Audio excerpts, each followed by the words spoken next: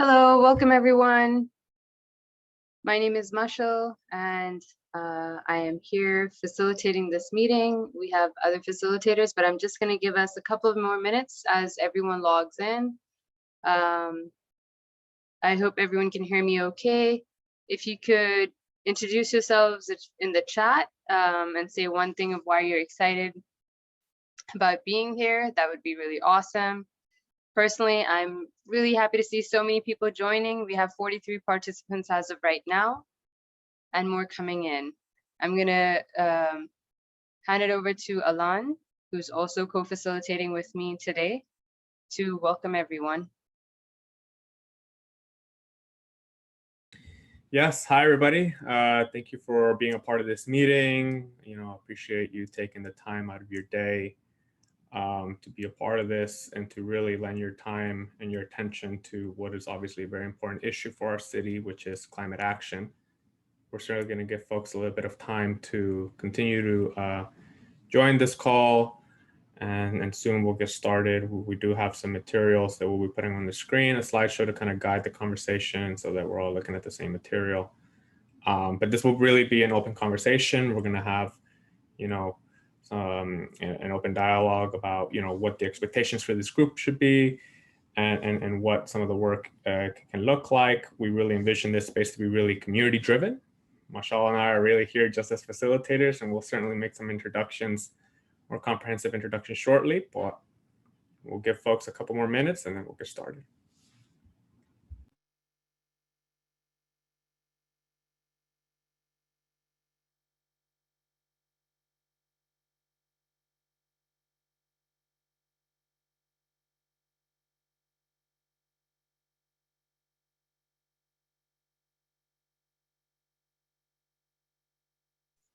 Oh, I guess I'm on mute. I was muted. I just wanted to say if there's any city officials here today that would like to introduce themselves from the Office of Sustainability in particular, please do so.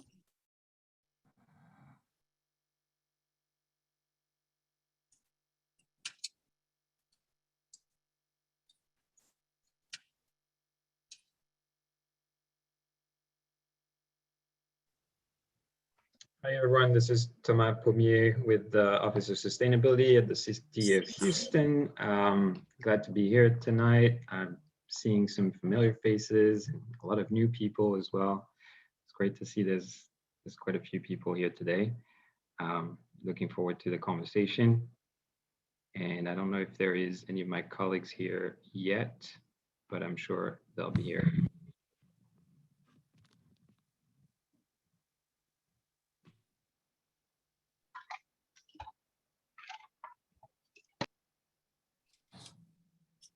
Hello.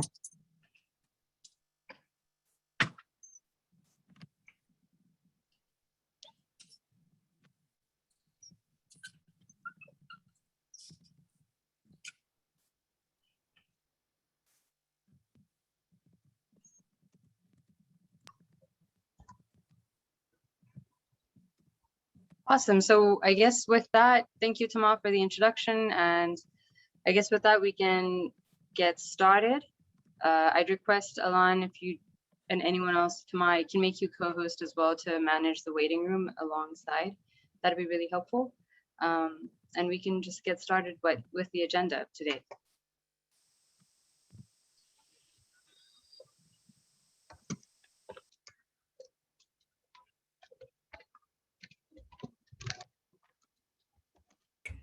Sure, should I share my screen? Oh, you got it. Perfect. Yeah, so again, thank you everybody. I know people are still coming in, but we want to go ahead and get started. Obviously, again, thank you so much for taking time out of your day to really lend your attention and support to a very important cause for our city and for our communities, which is namely climate action. If you're here, it's because you're interested in a very specific aspect of climate action, which is equity. And we'll certainly get, a lot of opportunity for folks to be able to weigh in on this subject matter of what is it that brings people here in the first place? What are the issues you're seeing in your community? what are the issues you're seeing in our diverse city that are bringing you to this space to want to work on this specific aspect of climate action. We certainly want to thank the folks from the Office of Sustainability with the city, which are the main authorities behind the Houston Climate Action Plan, for being a part of this and for certainly organizing this space as well. We'll certainly go ahead and make some introductions. So obviously we just heard right now from Tomas, who works with the Office of Sustainability. In my particular case, my name is Alan Michael de Leon. My pronouns are he, his. I am the Houston advocacy organizer for Move Texas. I'm basically a community organizer. We work a lot with youth. We organize with students, and we do a lot of educational programs for young people to basically build up the leadership skills and the knowledge base necessary in order to be able to be effective leaders in our communities and in our state.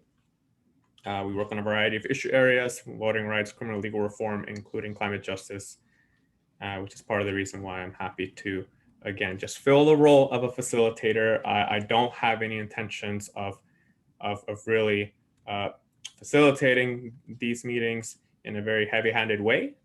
I think in the spirit of the Equity Working Group, we want to have really a decentralized model for how these meetings should go, and what the agenda should be, and what type of work we want to see happen through the community that we're starting to build here. But certainly we'll be, we'll facilitate enough to sort of give some orientation, some direction, and get folks to know each other and a little bit more about why we're all here. So Michelle, in case you want to introduce yourself a little bit as well. Awesome. Thanks so much, Salan. Yeah, my name is Mashal. I am currently the watershed specialist with Bayou City Waterkeeper. I have background in environmental analysis and doing emissions inventory and greenhouse gas reduction work, but more so also focused in community organizing and kind of bridging the gap between science and climate science and environmental science and environmental justice, and also connecting all those dots and making community voices amplified in that policy piece. So really my background has also transitioned a little bit more into doing climate justice work as Houston keeps seeming to be hit with more and more climate-based disasters. And so I have some experience doing disaster recovery work, and I'm really inspired by this space that is now the Equity Working Group, to continue having these conversations with all y'all here so that we can move forward in a direction to find equitable solutions for climate action in the city of Houston. So that's a little bit of my background, and I'm also facilitating and filling in the role of a co-facilitator with Alon and Catherine Flowers, and I'm really happy to continue building the space with all of us here together, especially as we come up with solutions. So with that, I'll hand it over to Catherine if you'd like to introduce yourself. Hi, my name is Catherine Summerlin. I am actually with Harris County. I'm a financial analyst, and I joined this group as a member of the Rising Stars work group with the League of Women Voters Houston. And I am focused on environmental justice and housing insecurity, because both of these are of particular importance to me as I do disaster work with Harris County. Looking forward to introduce some of my ideas that I've learned from the institutional place that I'm in and knowledge that I have as a public administrator, and excited to meet all of you guys.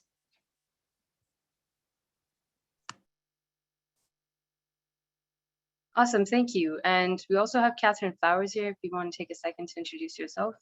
Yes, my name's Catherine.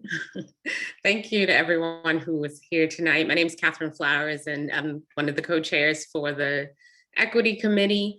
I'm a social impact consultant, but also the co-founder of Energy Well Texas, a 100% green electric company.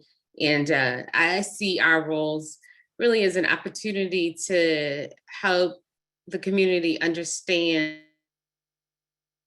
the community. So we want everyone to be able to ask questions, and to have a great conversation about how do we move forward with executing the climate action plan. I do want to also note, equity is not a standalone. Although we have this standalone committee, equity needs to be a part of every committee. There are 4 other work groups, and so we encourage you to participate in those as well. But equity is the thread that is going to help bind how we serve communities. So thank you, guys.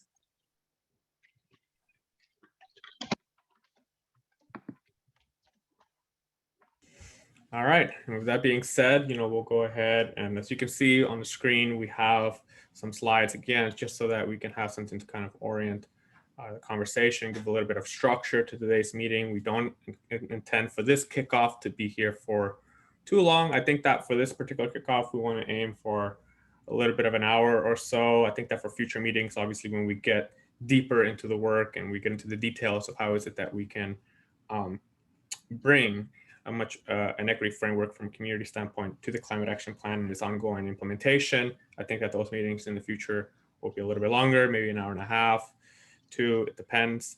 It really depends on people's availability here. But I think that for this meeting, I think that we want to keep it a little bit brief and kind of just kind of get to know a little bit more about who's in the room, why we're all here, and to obviously give an overview of the climate action plan so that we're all on the same page about what it is that we're even talking about. And, and so, yeah, with that being said, Michelle, if you can go to the next slide. So why does this space exist? So, I think that there's a multitude of reasons for why a space like this should exist. The reality is that this space was the direct result of advocacy from community stakeholders that felt that the ongoing implementation of the climate action plan needed to have that equity lens, that any sort of climate projects, environmental projects that helped the city get on a path towards carbon neutrality needed to be done in a way where underrepresented communities needed to be uplifted, where community stakeholders, from various different constituencies were at the table to ensure that everything's getting done in an equitable way. Part of the reason why this space exists, and part of the reason why, in my particular case, just so folks can know, what brings me here is part of the reason why I care a lot about environmental justice and climate justice and the climate question in general is because in my city, I see a lot of climate inequities. I see a lot of climate inequities when we're talking about exposure to toxic air, when we're talking about exposure to extreme weather events, flooding, stuff of this nature, when I see access to renewable energy infrastructure, electric vehicles, stuff of that sort, information about our environment, air quality monitoring, information, like I see inequities. And many people here probably see inequities as well. And so the question is, through our climate action plan that belongs to us, it belongs to the residents of Houston, it belongs to the city, how is it that we can close these gaps? How is it that we can achieve equity, environmental equity, climate equity? And how can the climate action plan be a resource, a framework for how we can get that done? So that's a little bit of what brings me here. But I also want to say that the spirit of this space is to kind of create this culture of collaboration. As people have been introducing themselves in the chat, you can already see that we have folks from various different backgrounds here, folks who work in industry, community organizers, residents who are simply concerned about this matter. And so I think that obviously we want to be able to achieve a level of consensus over all of the things that we want to do. This is a community-driven space. And so obviously we want to be able to give folks the opportunity to be able to weigh in on these subject matters in a bit. But part of what we also want to do in the spirit of that is that what we hope to do in the future is that these meetings, they have a decentralized leadership structure. What that means is that, so Michelle and I are playing the role of facilitating these meetings and kicking off the equity working group, but we want to see ideally rotating facilitators for these meetings that represent different constituencies, because I think that is the way that we, if we're serious about equity, we need to be able to uplift underrepresented communities. We need to be able to represent different community stakeholders to be able to drive the work of equity in the city of Houston. And so that's, and we'll talk a little bit more details about how that can be organized and worked out. But certainly the idea is simply that we want this space to be community led. And so we can expect, rotations in terms of facilitators.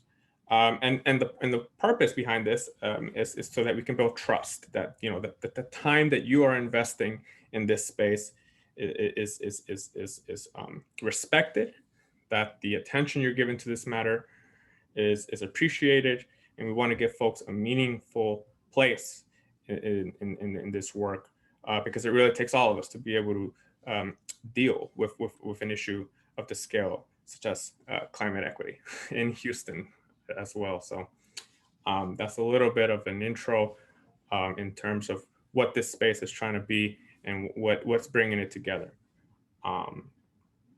Yeah, Michelle, do you have anything to say here? Yeah, we can. Thanks so much, Alon. I just wanted to also add, with that community-driven sort of leadership structure that we've been envisioning the past few weeks, is also just to think about how we can incorporate more and more community members to sort of take ownership of the climate action plan as their own, while we continue to come up with solutions and proposals to implement climate action. And in various communities and districts, city zip codes all over Houston. And I know that requires, to Alon's point, the effort and contribution of multiple individuals such as yourselves being in the space. So we really hope to kind of have everyone's input in that. And with that, we'll talk a little bit more about working groups and what all those multiple other working groups, how we intend to sort of work within all the other working groups. And that can be an ongoing conversation as well. But with the other 4 working groups that we have, building optimization, energy efficiency, material management, and transportation, you'll see that maybe there's people that have a certain area of focus that they're particularly drawn to. So those conversations might require more focus, and we hope to kind of create and continue to facilitate those channels of communication. Tamai, is there anything you'd like to add, or Catherine?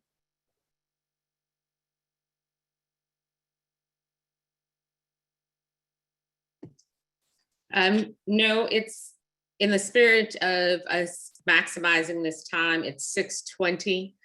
So I want to make sure that we, of course, give everyone an opportunity to talk, but also be mindful of the time. We've covered why this space exists. The only short thing I want to add, again, the climate action plan has been written, and we learned that there were some discrepancies. And so a part of this too is an education process so that communities can understand the objectives of the city and the climate action plan. And so we'll proceed with that. And I have nothing to add. I think you 3 did a great job explaining what the working group is about. So let's proceed. All right, thanks y'all. And so, I think with that being said, with the introductions done, we want to go ahead and obviously touch a little bit about the climate action plan. We want to hope, maybe some folks here have read it, maybe some folks haven't. But, I think that, if you haven't read it, certainly take a look at the climate action plan. But I think that for the purposes of our meeting, we're just going to give a brief overview of what it is that we're talking about in case anything gets lost in translation. So the Houston Climate Action Plan is basically a plan that was put together on Earth Day of 2020. So we're approaching the 1-year anniversary of this plan. It's basically the city's initiative to basically get Houston towards carbon neutrality by 2050. That is what the strategy of the climate action plan, as currently written, tends to do. And it tries to do so by through 4 focus areas. When we're talking about reducing carbon emissions, when we're talking about reducing greenhouse gases in our city and our region, the question is, well, how can we go about and actually getting that done? And so there's 4 focus areas. One is transportation, building efficiency, energy efficiency, building optimization, materials management or waste management. These are, the climate action plan has 4 sections with multiple goals on how is it that through these focus areas, the city can be greener, can be cleaner, can be more energy efficient, can be more, can reduce its carbon emissions. And certainly this is one plan that the city has that also is in correspondence with other plans that the city has. So the city of Houston also has a resiliency plan, a Resilience Houston plan. And this is sort of a plan that the city has in order to build more resilient communities. This is, how is it that we can achieve, a lot of, environmental justice in the city? How is it that we can improve quality of life in the city? How can we build up community level infrastructure in the city? Obviously the question of climate and the question of climate emergencies and disasters, obviously the question of inequality and inequities come into the picture. And so the city has this sort of comprehensive approach where it has multiple different plans to work on very specific aspects of these sort of issues. Complete communities, right? This is sort of like the city's plan on improving community infrastructure, weatherizing homes, stuff of that nature. But obviously when we're talking about retrofitting homes, that ties into carbon emissions, right? When we weatherize homes, that reduces the energy consumption of homes, right? So all these things play into one another, because certainly the Climate Action Plan through its section, I believe it's section 2.2, B2.2, that talks about home weatherization as well. And so basically, we're just giving an overview of all the different plans that the city has. But when we're talking about the Climate Action Plan, this is the city's specific plan to sort of deal with carbon emissions. And it has 4 focus areas on how it does that: transportation, energy efficiency, building optimization, and materials management. If there's anybody from the Office of Sustainability, or Mashal or Catherine, if you want to add anything here that I may have missed, please certainly let me know. Yeah, I just want to say, if there's anyone else coming in from any of the other working groups that would like to add anything, please feel free. I know that there's a lot of conversation that's been happening more recently about how to incorporate equity into the other working groups. So if there's anyone else that's participating, any of the other co-leaders, I would love to hear from you. This is Catherine. I just want to note, because we did not specifically define what is equity. And although people assume that everyone knows the definition, part of the heated conversation I found, is that we are confusing equity with equality. And so yes, equality is where everyone gets the same thing, but equity is about everyone getting what they need. And so we know in Houston that there are some communities that have greater needs than other communities when it comes to transportation, energy efficiency, building optimization. But and Tomas, you can jump in, when the Climate Action Plan was created, it really focused on the city's buildings. And so oftentimes city services is confused with equity. So I just want everyone who's listening to keep in mind that there are some questions that need to be answered, and there are some opportunities that can be taken advantage of. Right, thank you, Catherine, for that distinction. I think you're right to point it out. It's important, and I think there's been also this year in particular a bit of a reckoning with equity and racial inequity in this country, and that's a good thing. And by all means, we should continue to talk about it, but we also need to act on it, right? And that's why this group has been formed, to give a space for these conversations around the Climate Action Plan specifically, and around the implementation of the Climate Action Plan specifically. And so what that means is, as we look at the actions that are being taken, whether they are internal to the city or community led, because it's important to note that when you look at the Climate Action Plan, a lot of it is is dependent on the community to lead the efforts, right? Because the city of Houston as an organization can do its part to lower emissions, But in the end of the day, if that's all we do, it's going to be a drop in the bucket, and it's not going to make a whole lot of change, right? So we need, when we say community, that means we need, really everyone, including the large companies that emit a lot of CO2, to do their part. And we're seeing a lot of companies since we launched the climate action plan that have really started to change the conversation, right? We're hearing things in Houston that we weren't used to hear. We're hearing the mayor speak about climate change, which is, already quite a change in Houston. Catherine, you were going to say something? No. No, sorry. And so, all of that is positive. We need to continue in that direction. And as we continue in that direction, we need to make sure that the communities that suffer the worst effects of climate change, are prioritized. And that means sometimes it's difficult, like Catherine said, with the difference between equality and equity. Access to certain technologies, Alan pointed earlier, in an economy that is market driven, that can be difficult. And so how do we create programs that that address the fact that the market is not equitable, right?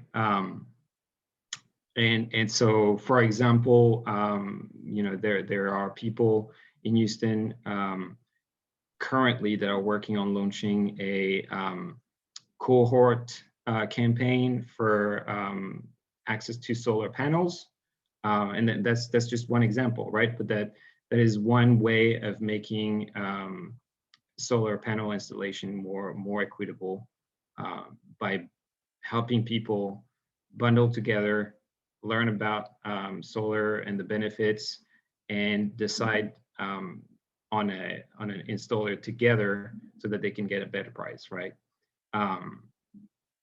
And similar things can be done around electric vehicles and things like that.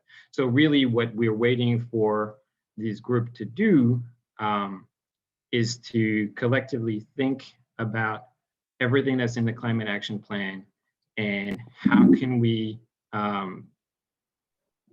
put together projects, initiatives, programs that will make the implementations of these actions more equitable.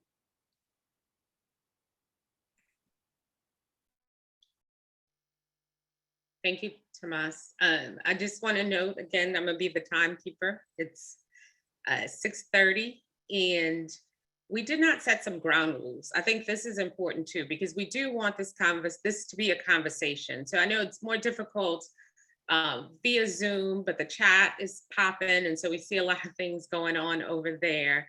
But we need everyone to know this is a safe space. Part of solving the problem is, one, agreeing on what the problem is, but two, just understanding, seeking to understand. And so folks are going to have different opinions. They're going to want different things. But as a group, we need to collectively agree on what we're working towards. Tomas just gave a great overview of why this is necessary.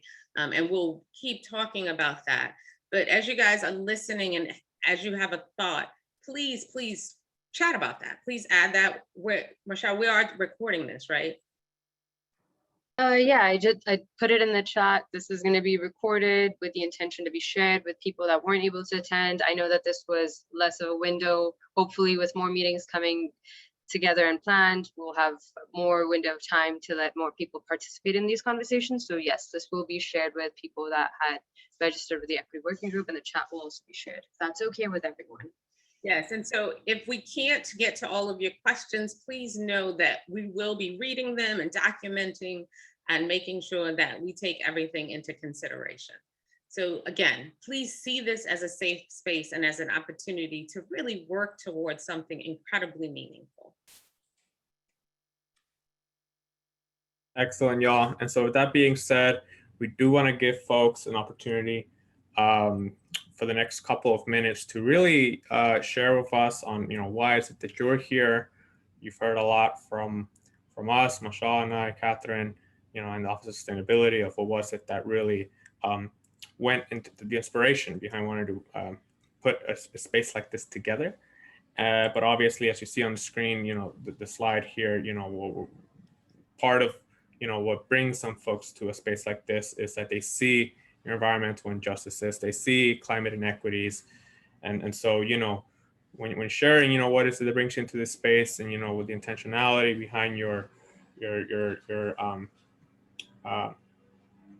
behind your effort to kind of come into this space and want to dedicate a little bit of time and attention to this matter, some questions to consider are what climate and environmental injustices or inequities have you seen in your communities, and what would equity-based solutions to those inequities look like?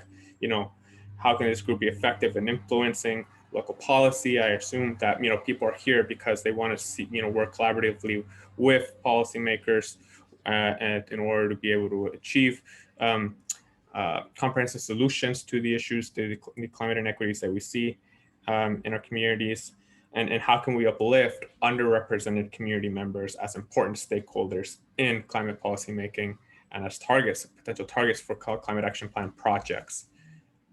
Happy to hear from folks at this stage. I know people are kind of sharing in the chat. Continue to share the chat, but if anybody wants to come off mic and introduce themselves, that would be great. While we're waiting for folks to jump on, I see we have a thought. Francesca said she would learn to love more about Houston-specific resources where we can get informed about inequities and what's being done to rectify or get assistance. Again, for the purposes of this group, and Francesca, we would love to connect you. We're focusing on the climate action plan and how it affects communities. Oftentimes city resources may be, but we want to make sure you get connected to the right folks. And so just wanted to make sure that everybody understands that the climate action plan has very specific parts. Equity was decided because we know that the most vulnerable communities are the ones that are affected the most. However, the action plan, the CAP, covers mostly city stuff. And so Tomas, if I'm saying something wrong, please jump in. But I don't want people to think that city services isn't available to them and that there isn't some equity involved in that. Thank you, Catherine. With that, would anyone like to go off mute and share why they're here specifically and the work that they've been doing? We'd really like to hear from community members. Hello, I'm Camille. I'm a volunteer with Sunrise Houston. And one of the big reasons I wanted to get involved with the climate action plan was after the news that BP would be sponsoring the plan. It makes me really concerned to have a climate action plan sponsored by historically one of the largest polluters and a company that funded climate denial and continues to rely on extraction and pollution for their profits. So I'm wondering how we can make it so that BP doesn't have that much influence on the climate action plan, and that we're able to have community influence rather than polluters influencing how the plan ends up being put into effect.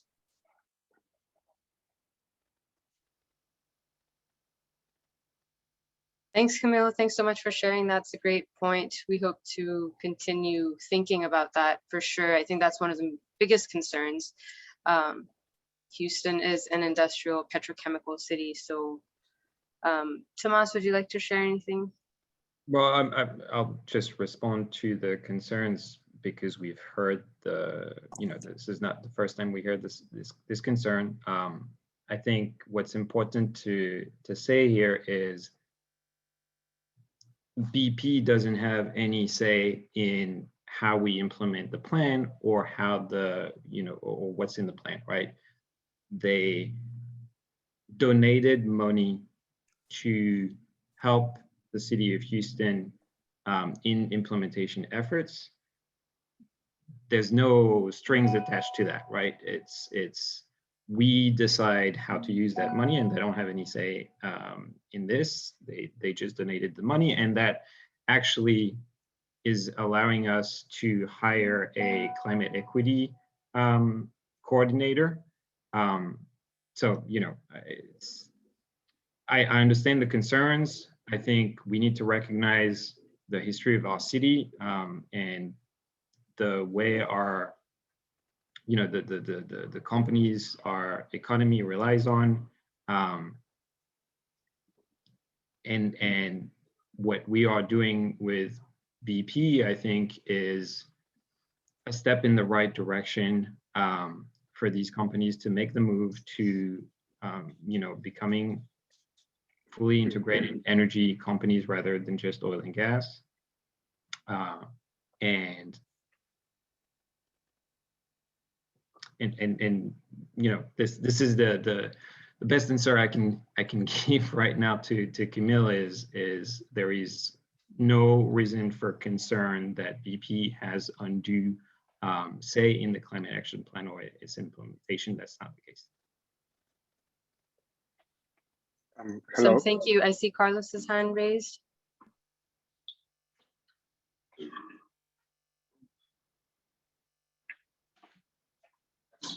I'd like to Hello. introduce myself.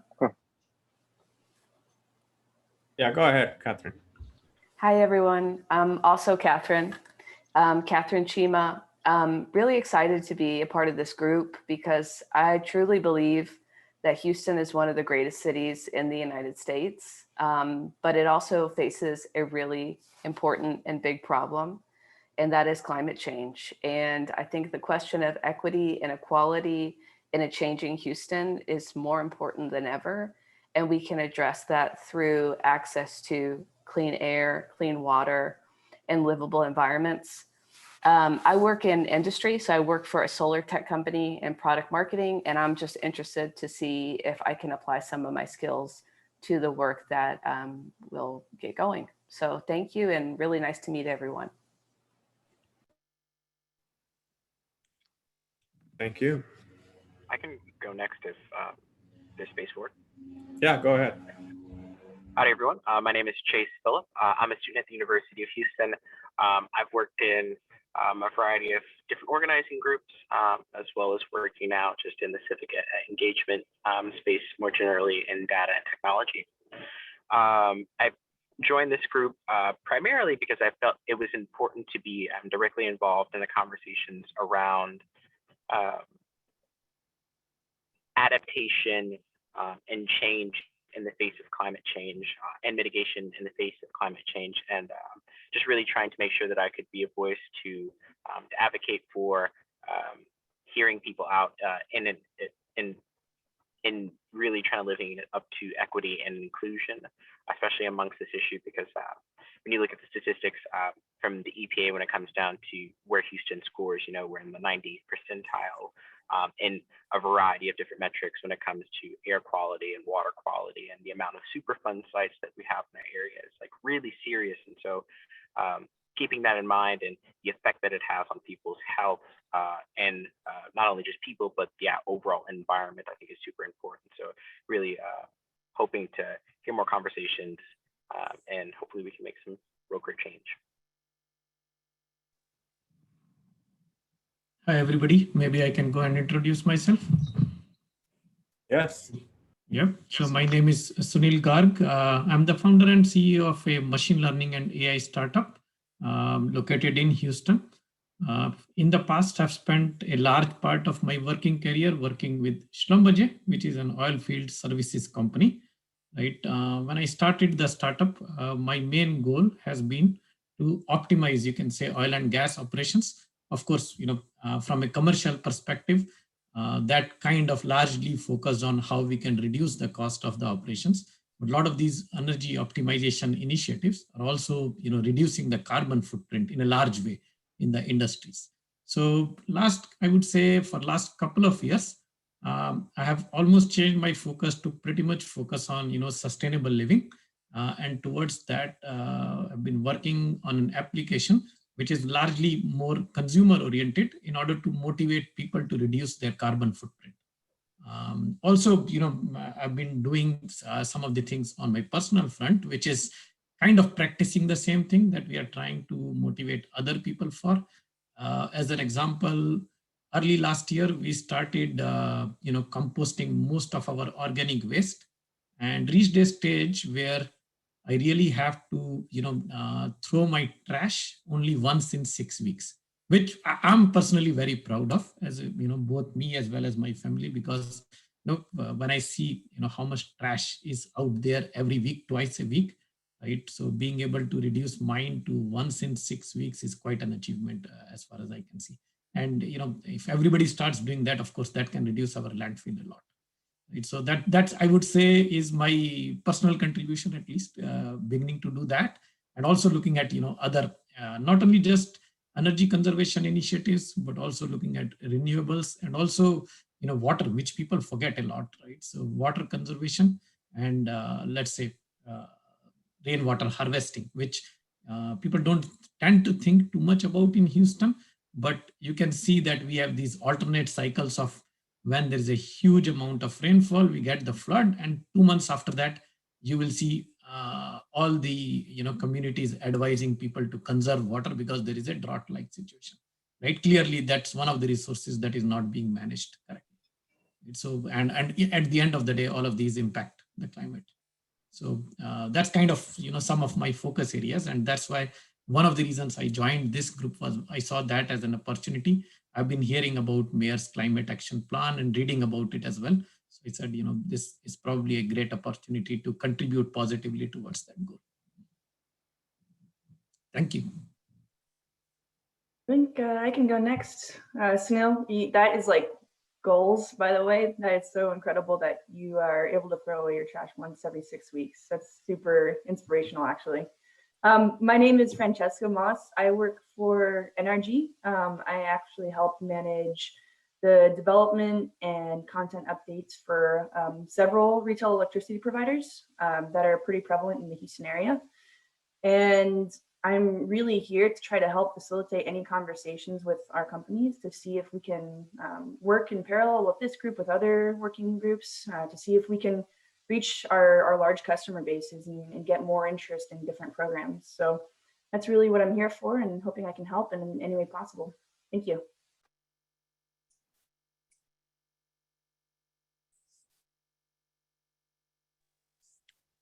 I'm happy to go next. My name is Hussein Musa. I work for ARAP. We're a consulting firm that has offices in Dallas and Houston, but we're also across the Americas as well as international. I moved to Houston about 4 years ago, just before Harvey, and that was a big surprise for me. And I was part of the team that helped City Hall recover and kind of get going, including the theater district area. And that experience really piqued my interest in the city's resiliency and the city's ability to recover. And building on that, I started to want to learn a little bit more about really equity and what the lens is on the definition of equity and how it's understood. Are public monies being used appropriately or used in the right areas, and wanting to understand whether the inequality gap is understood by everyone, and whether there is a community out there that's really working to put a plan together. And the climate action plan really was very interesting, and I think there's good opportunity there. And I thought what I could bring to the table is maybe a bit of my company's expertise in resiliency and sustainability and equity work, but also potentially learn from y'all and learn from the city and what they're planning to do, what is out there that could be improved upon in the community. Thank you. Nice meeting you all.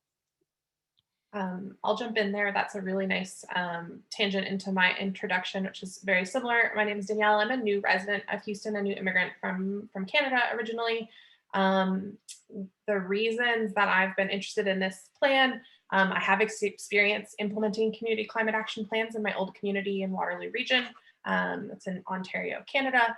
But what really struck me about being the context being different in Houston is there are so many more forces of climate change impacting lives already here. So many more communities already facing those impacts. So the need feels more real here than maybe it did in my former communities. And I've watched my neighbors rebuild or take the freeze and say, this is a one-off and it won't happen again. And I don't need to make changes, or I'm not able to make changes and recover. And the resiliency of this community, the people, is incredible to witness. And I just hope that we can find ways to make it so that you don't have to pick up your home every 6 months, 1 year, 5 years, whatever that may be, and do those repairs. So I'm excited to be a part of this group and kind of learn about these historic inequities and bring the experience that I have in implementing plans like this. I wouldn't mind going next. I think I have my camera covered. There we go. Long day of meetings. My name is Peter Caldwell. I'm a landscape architect here in town at Asakura Robinson, and have been in town for, I don't know, about 7 years. And my firm is actively involved in a lot of policy making and research for the city. We were part of the Resilient Houston program with Marissa Aho, and we're doing some actual design projects based on that work. And we work on a lot of complete communities and other areas of the city that kind of face inequity all the time. And so this was a natural way for me to, keep working in the evenings and see if we could take some of the lessons that we've learned in our design and planning work and maybe help it from a bigger picture. So I'm excited to see what this group can do moving forward. Hi, everyone. I'm Sarah. Professionally, I am a strategy data analyst within the Policy and Planning Department in Michigan, but I'm a resident of Texas and plan to continue to still be in Texas. I'm really interested in this group because I'm interested in improving the current standards we have rather than necessarily always innovating. So I'm really interested in improving our insulation code or our insulation standards, especially given what we saw happened in the winter storm and how much it affects underserved communities. Yeah. Hi, I would like to go next. Hi, my name is Harshada Jashwan, and I'm a US Green Building Certified Lead Green Associate. And currently I'm working on being a WELL EP, which is a commitment to advancing human health and wellness in buildings and communities. I'm passionate about raising awareness of challenges like climate change and public health. Using design to face those challenges is something I aspire for. So improving the sustainability of underrepresented community housing is something I would like to help with, and focusing on concept of green affordable housing or creating green communities is something I really, really look forward to.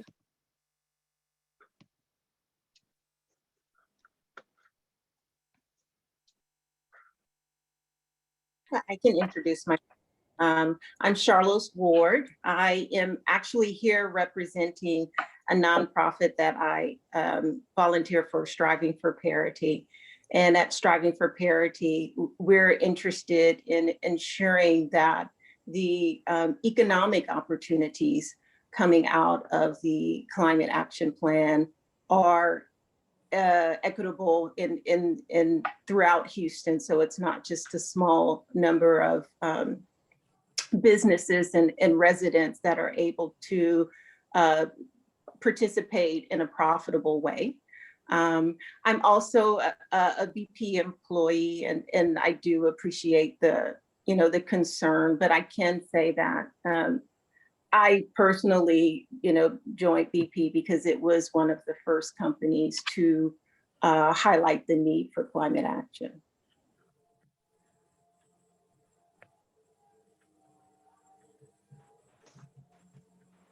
Hey, everybody. Eric Rubenstein. I lived in Houston 13 years now.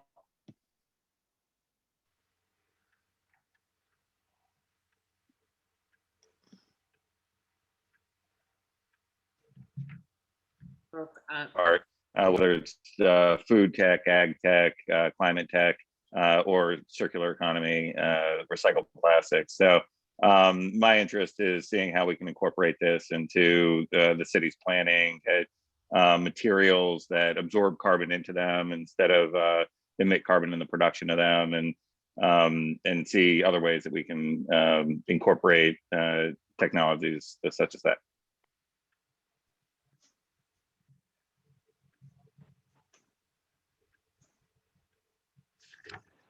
So it is 10 minutes to 7. We are planning to end at 7:30. Tomas or Michelle, we started this conversation with why are we here? If Tomas is on the... Hello? Hello?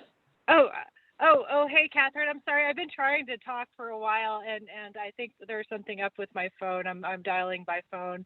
This is Stephanie Thomas with Public Citizen. We work on advocacy around energy, ethics, and the environment, and I'm just so enthusiastic to be part of this group with everyone. And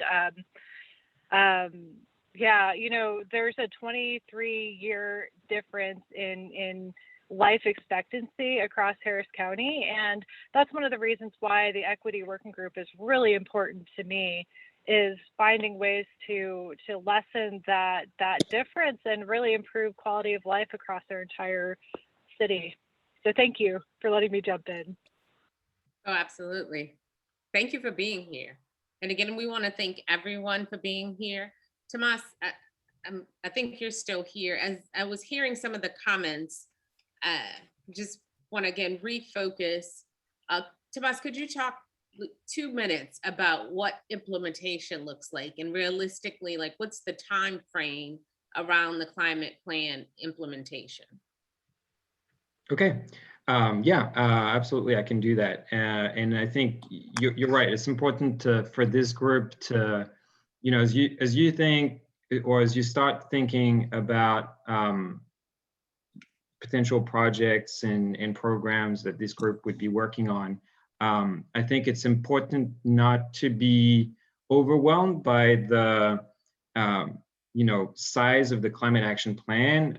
This is a plan that takes us to 2050, and we understand that you all aren't going to be here in this working group until 2050, right?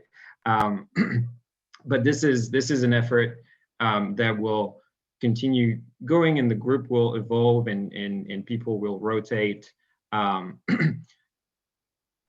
at the same time, I think we need to think about, okay, this is the goal. The ultimate goal is to get to net zero by 2050.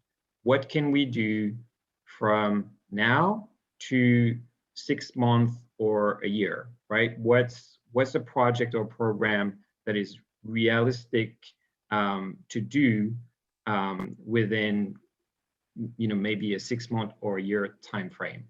And so there are, in the climate action plan, target dates that inform what actions are feasible within a smaller time frame. Most of the near-term actions are slated to 2025.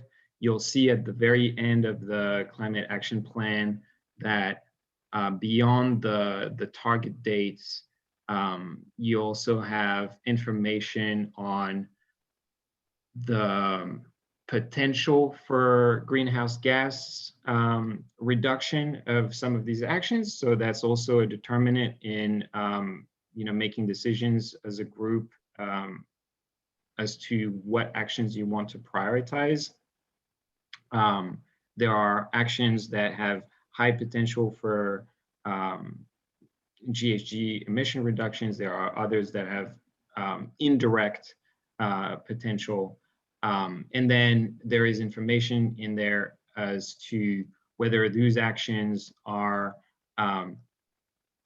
meant to be led by the city and are direct actions that concern the operations of the city. Those are actions that we will lead, but there are a lot of actions that are meant for to be community driven, right? And so I think it's a matter for you all as a group to look at those actions that have high potential, are slated for the near term, and are slated to be community driven, and make decisions about, okay, those are the few actions that we think we can make an impact on in the next 6 or 6 months or a year, and start thinking about what are good projects or programs to advance these.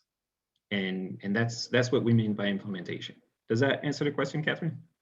It does, it does. We have so many incredible people on this call, and everyone has so much value to add. I want them to understand how their role could be big and more important to the bigger picture. And so just to wrap up why we're here is because the city has this amazing opportunity to create a tool that can be duplicated across the nation. Climate action plans are a relatively new concept, but it's necessary. Mayor Turner is a climate mayor, and what's more necessary is effective leadership. And so I want to take personal privilege to acknowledge that the leader of this whole effort is also on the call. For everyone who is listening and may not have a chance to speak, but Laura Cunningham is listening in, because we need you guys to understand that this committee isn't just about the talk, it's about the walk, and that Laura and her team is committed to making sure that equity is a thread that's woven through the entire climate action plan. The opportunity we have is to come together and agree on what we see are the problems and fix it, because there's so many low-hanging fruit, and we're the greatest city in the land. Again, Houston should be doing some things that are fixing the problem, not contributing to it. We know the emissions is a problem. We contribute to that. We know that we have fence line communities that are being affected directly and indirectly. We can fix that. And so let's move on and talk about climate justice and inequities. But Laura, if you want to take a moment to say something, please do right now. So thank you so much. Like you said, I'm Laura Cunningham. I'm so incredibly lucky to get to work with the team here at the City of Houston on everything that we're doing in terms of climate and sustainability and resilience. And I just want to say how incredibly excited and proud I am that we have gotten to this point where we have this working group up and running, and that we can have this space to bring community members and partners together to really start tackling some of these challenges. A lot of you have seen the city's Sustainability Office and Climate Plan grow and progress from when it was just an idea that we were getting approval from the mayor, and now it is something that he talks about all the time. We were talking about it with the White House earlier today. I'm so inspired that what we have put together is starting to happen, but it's also incredibly intimidating sometimes because we have such a huge challenge ahead of us, and we absolutely could not do anything without support from folks like you guys who are putting in your time and your effort to help really tackle these hard challenges. If it was easy, we would have done it a long time ago. So I'm just so incredibly grateful. And with that, I will stop talking and we will get back to the important stuff.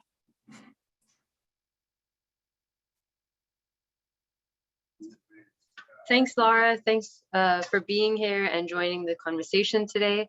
We're so happy to see so many people participating. And with that, I guess I will just touch on the next slide, that is talking about climate justice and equities. And then we're going to go into a quick breakout session where we can talk about these and sort of see how we can incorporate some of the equitable conversations into our narrative. Alon, would you want to describe this slide a little bit more in detail while I set up the breakouts? Yeah, I mean, I think the only thing that I want to add here is that, so, you know, the breakout sessions are just an opportunity for folks to continue to kind of share, you know, what space. we're here in this part of this working group because, if you noticed, as people were kind of sharing in the wider room, people are here representing very different backgrounds. We have people who work in the industry. We have advocates here. We have residents here.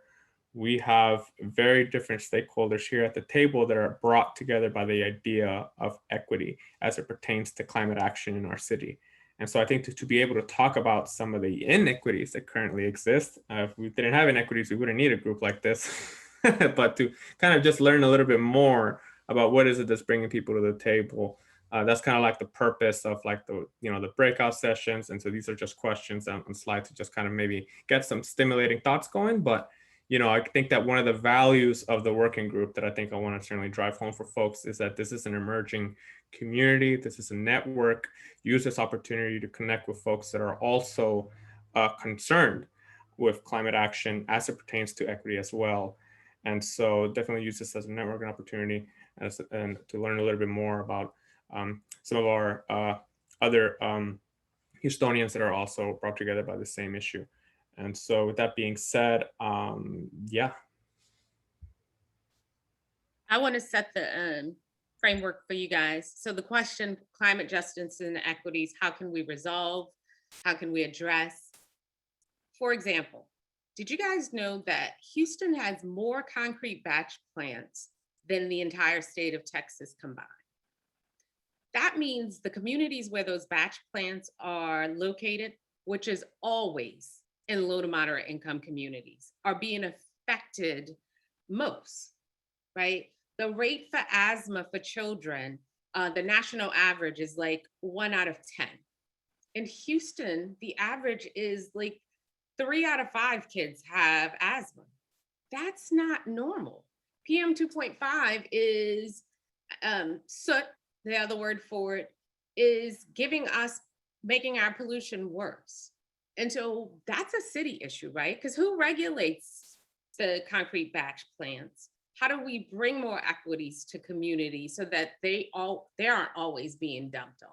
And so those are the kind of things we want you guys to consider as we are having these conversations as it relates to the climate action plan. How can we really just grab some of those low-hanging fruits by bringing some resolve and providing the city with some solutions they may not have been considering?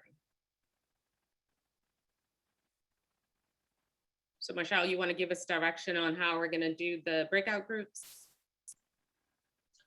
Yeah, I'm just gonna open all the rooms and we're gonna spend about 10 minutes sharing our thoughts. And I think that there's really incredible conversations being had in the chat that we can expound on further. Just a reminder also to be respectful. There's several different people coming in from different backgrounds. So I just want to remind us to be respectful of people having different opinions and ideas of what climate action or equity or inequality means. And that definition doesn't need to be challenged in a breakout. We're just going to be engaging with one another and finding solutions together. So with that, I'm going to open all rooms and looking forward to seeing you in breakout. Wait, Michelle, will each room have a facilitator? How will this work so folks know how, and how long will we be in the breakout session? So we're going to be in the breakout for another 10 minutes. And if anyone would like to be taking notes, I guess we can come back, and if anyone wants to share back from the breakout, that would be really helpful for us to kind of get feedback from all y'all. I hope that answers the question. Does anyone have any other question? All right, look like Michelle has invited us to join. Happy meeting. See you guys in 10 minutes.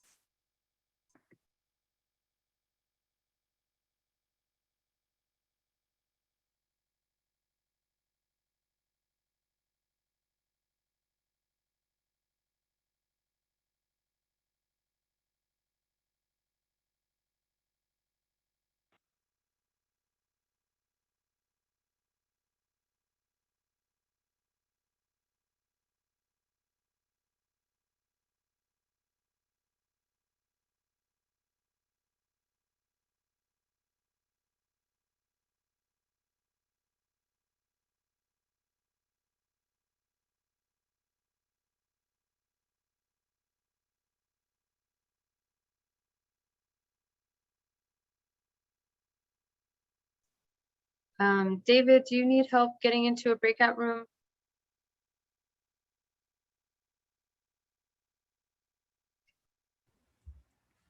I think it's probably away from He might keyboard. have. He might have stepped away. I Yeah. think I'm gonna stick around here. Alana, are you gonna join a breakout room or? No, I'm actually gonna step aside for a little bit as well. Take this opportunity to Yeah. take a break, but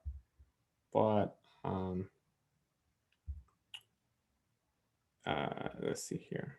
I'm just gonna take a look at the breakout rooms. I think everybody else is there, so it's good.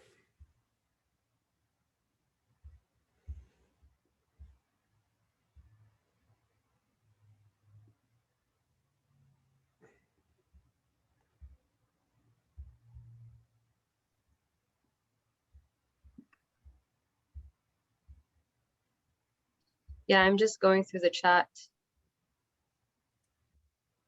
Harshada pointed out a really great question. I'm still not clear about the team's role, brainstorming or climate warrior in CAP. I'm a warrior. What is- Interesting. I've never even heard of that either.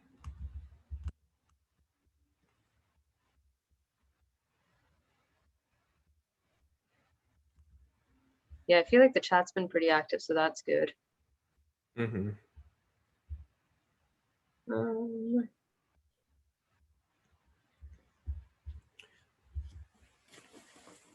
Daryl's got a great question in there. Yeah, so I mean, if we're gonna do the report backs, we may have a very limited Q&A session then, because I think folks will come back by like 7:15. So maybe given report backs. I feel like we could do report backs in the chat. I don't know, because or what do you think? I think we can hear from probably like two, 3 groups, and then give the rest of time to Q&A next steps. Yeah, maybe we should. Do you want to lead that? So then The that way, yeah. I guess we just don't lose time because I really want to capture like what frequency we'd want to have at these meetings. Like how frequently do people want to meet and things like that. Yeah, I mean, sure, like survey. I really want to be able to like think about next steps with people. So yeah, and I think that the and set that before we all break from the group. yeah, I think so. The survey can certainly ask that question of like when are folks, what is their willingness to participate? It would be bi-weekly to monthly basis. Obviously, we also want to ask, I think in the survey, we should also ask who would be willing to be a facilitator in the future as part of the rotating structure. And obviously, make a section for any additional feedback that they may have. And maybe even some questions that we can maybe address in the next one if there happens to be very specific common questions that we're seeing. Obviously not address every single question in the next meeting, but just to get a sense of folks where they are, their impressions. I think that looking out for that survey.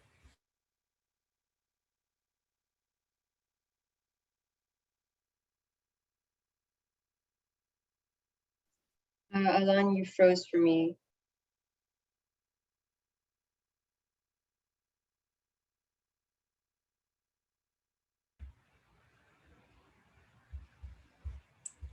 All right, hello, can you hear me now?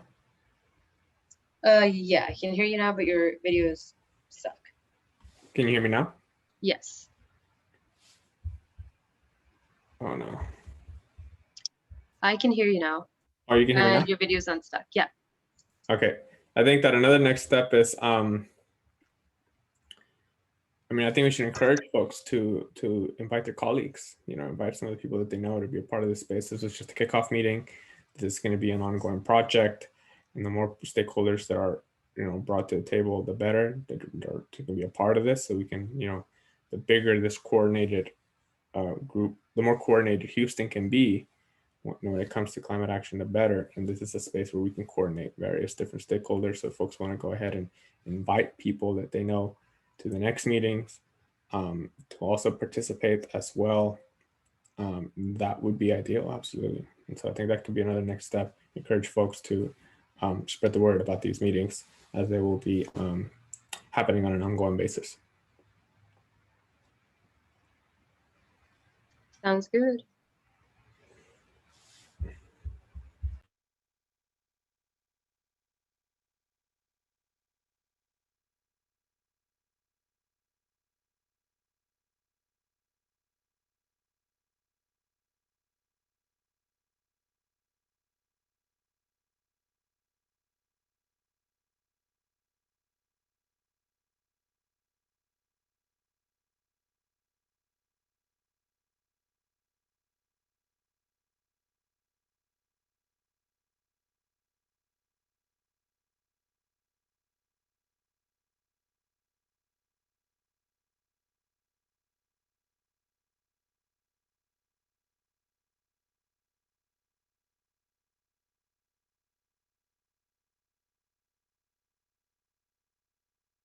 I'll be right back.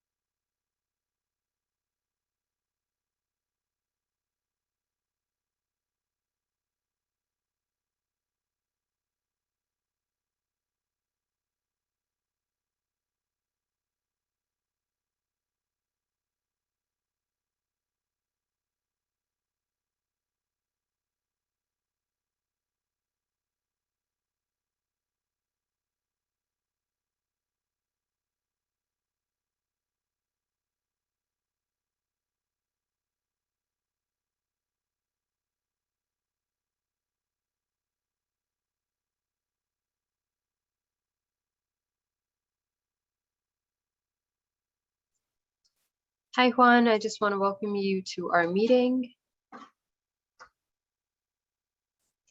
We are currently all in breakout sessions, so you might, the breakouts are going to end in about 2 minutes. So if you want to just introduce yourself to us and myself and Alan, the facilitators of this meeting tonight, that'll be really great. And then I guess you can be a part of the rest of the meeting. Hey, yes, sorry, I was part of one of the breakout rooms and I got disconnected. Okay, would you? Mhm. Sorry, go ahead. No, I mean, I was gonna say I can introduce myself and we can wait for everyone to come back. That's fine. Great. Yeah, because there's only 1 more minute left. So if you just want to share some of the things that you were talking about, that could be like a start of our report back already, if that sounds good. Yeah, sure. So, my name is Juan Jaramillo.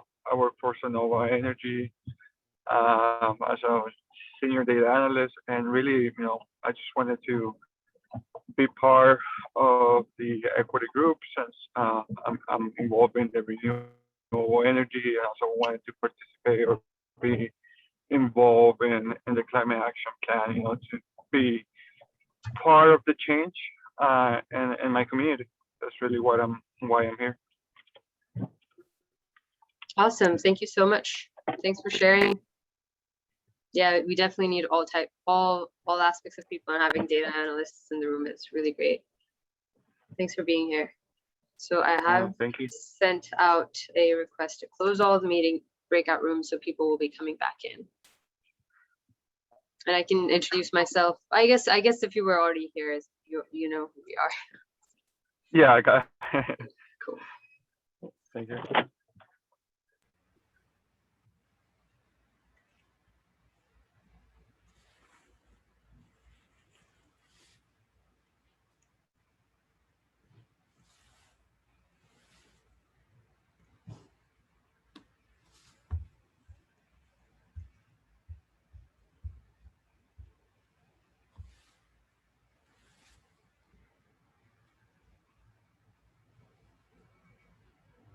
From measures that might, also. Awesome. Welcome back, everybody. It's now 7:16, and I guess we have a couple of minutes to listen to a few of you all in the conversation that you had. Obviously, we wouldn't be able to go through everyone. I'm sharing my screen as we want to go through some next steps as well.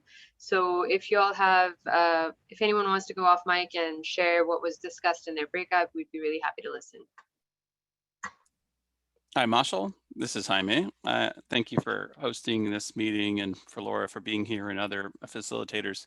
I think one of the questions that we had in the group is what is the purpose of this group? Is it a watchdog? Is it a thought partner to the city? Is it both? What is the framing so that the work can get done well? What is the role of the people on this group? And also, what is the role of the city in getting all this work done? Because I know that it's constrained budgetarily and everything else. So what is everybody here to do? Awesome. Laura or Tama, Laura, would you like to take that question? Yes, and hello, Jaime. So let's see, first was what was the role of this group, right? And then what was the role of the city? So technically, right, this group is to help us with implementation of the climate action plan, but specifically through an equity lens of making sure that the rest of the implementation of the climate action plan is all coordinated, is focusing on our communities, is focusing on that community input, it's prioritizing the projects. That sounds very straight-laced, right? It is a safe place for community members to come together and talk about climate equity and talk about the challenges that we're facing. It is acknowledging that the city has ideas, but we know they cannot be successful without community input. One of the things that came up in our little breakout session was stories that people have about what's worked before, about what hasn't worked before, about how they were personally connected.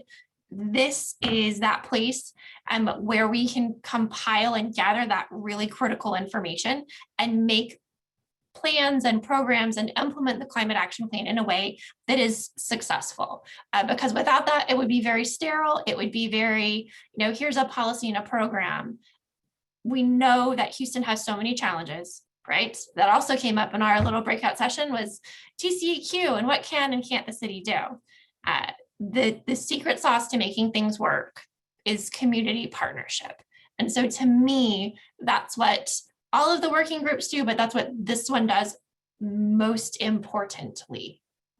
Like specific takeaways, and I know you guys talked about this, were materials and things that the other working groups can use to make sure that they are really hyper focused on equity and making sure that it's at the heart of everything that we do. And then in terms of the city, the climate action plan clearly defines what the city can do and the areas where we need help. And so the working groups can help create those programs, create an idea and either bring it back to the city and say, hey, we'd really like to do this, but maybe we need funding or maybe we need volunteers or something like that. It's supposed to help organically come up with the programs. Maybe they are loosely talked about in the CAP, but the secret to success is in those details. So to try to put that together. Is that helpful? Is there anything more specific? Like, does it do this, yes or no? And I think maybe to give a few examples, I just saw a comment on the chat or a question on the chat about residential solar, and I mentioned residential solar earlier, right? And so a good example of the what we want to see from this group is also, Catherine said earlier, one of the important responsibility of this group is going to be to engage in the other more technical groups to be the voice of equity, right? And so an example is there is a nonprofit organization called Solar United Neighbors that is launching a campaign for residential solar cohorts all over Houston, right? We know that that is not accessible to low-income communities. How can we figure out a program that would make it accessible, right? That's one of the things that that's an example of the things that this group could work on. I'd share. So within our team, Sunil brought up a great point about technology, the smart water meters, smart electricity optimization meters. A lot of that technology exists to allow residents to be more sustainable in how they use limited resources. And Adam highlighted the need for, the Public Works Department to start to align their programs to take advantage of those type of technologies. Going back to your comment about solar, Amanda had a great recommendation.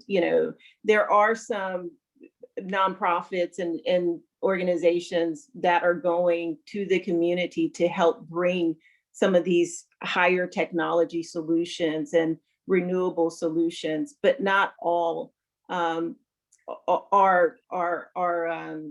what I would call above board. And so it would be helpful for community members to potentially have, 311 to call to vet to see, is this organization a good organization? There have been scams where people have been selling solar and, residents have found themselves in significant debt. So those were the suggestions from our group. I'll go next. I'm Sharisa, and in my group, we discussed education primarily, and that equity, discrimination, all of those aspects always come back to the education access for the people in those communities. And I think that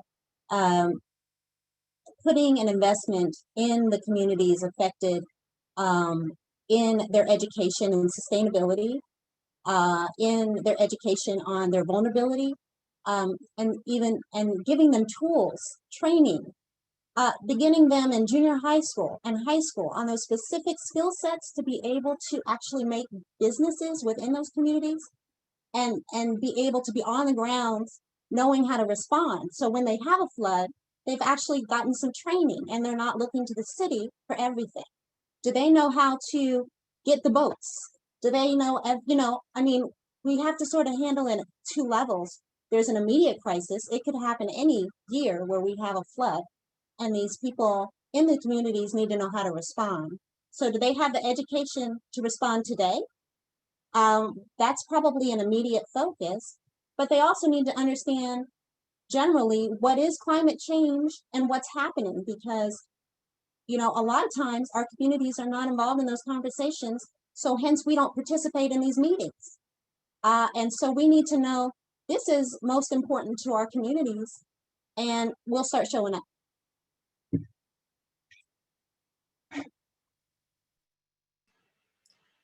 That's a really great point. Oh, Daniel, yeah, please go ahead. And I think that might be the last one, if that's okay to share, because we are almost at time. And if others would like to share their comments in the chat, we'll be sure to capture that way. Laura was in our working group, so she covered a few of the pieces that we covered, but the piece that I said I would bring to the group is that community climate action plans we kind of recognize can be difficult because there's all of these intermediaries involved who can influence its effectiveness. And what was important, or what we talked about as being important for the group, is bringing that back to being place-based, looking at things like the Texas Environmental Commission and data that comes through there, and finding ways to make that place-based action so that it connects in with our community and is something that there can be ownership of locally to achieve kind of those actionable size, right-sized actionable items, I guess.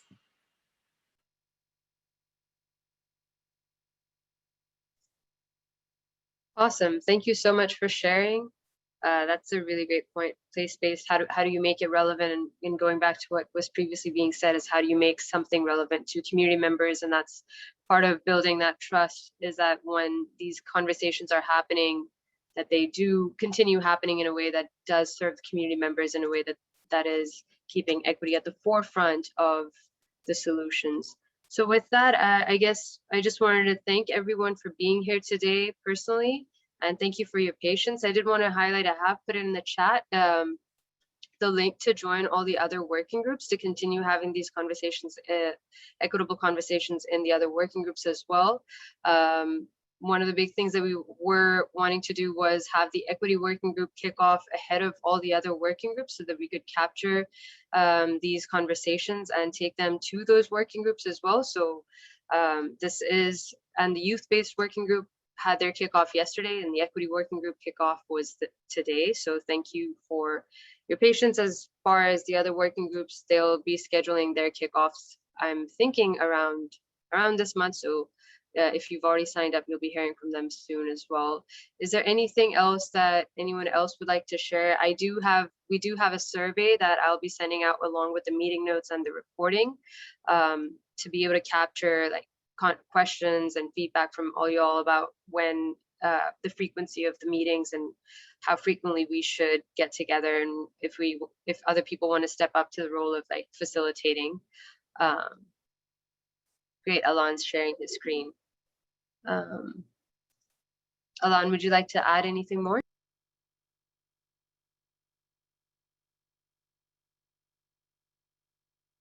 Yeah, what do y'all see on the screen? Do y'all see the next step slide?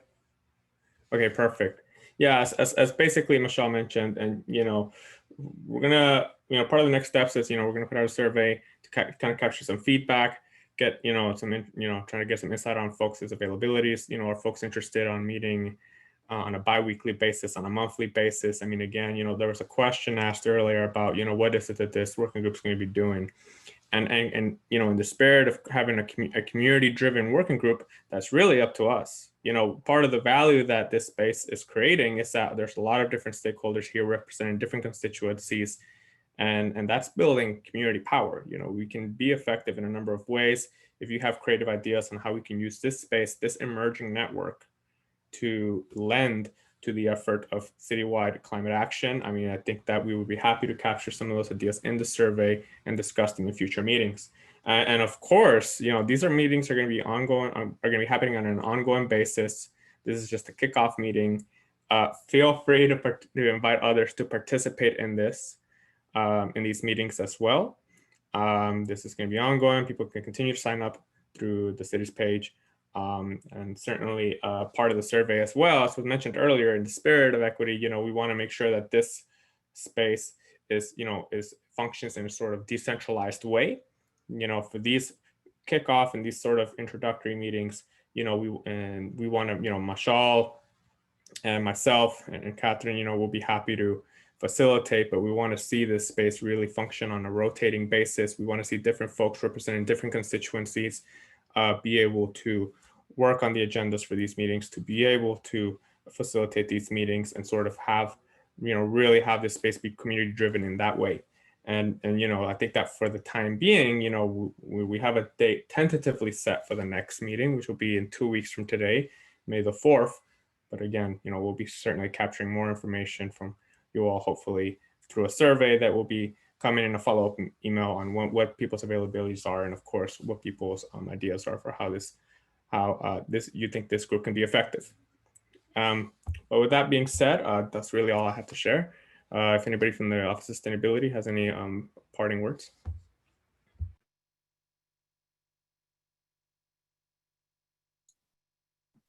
I just typed it in the chat. Just huge thanks to everyone for joining. Huge thanks to Catherine and Marshall and Elaine for all of the work that has gone into bringing us today. I'm just so inspired by everyone for stepping up and helping to take part in this. It makes me sleep better at night to know that there are more and more people getting involved in this. That is just so important. So really excited, looking forward to seeing more, see what else we can do.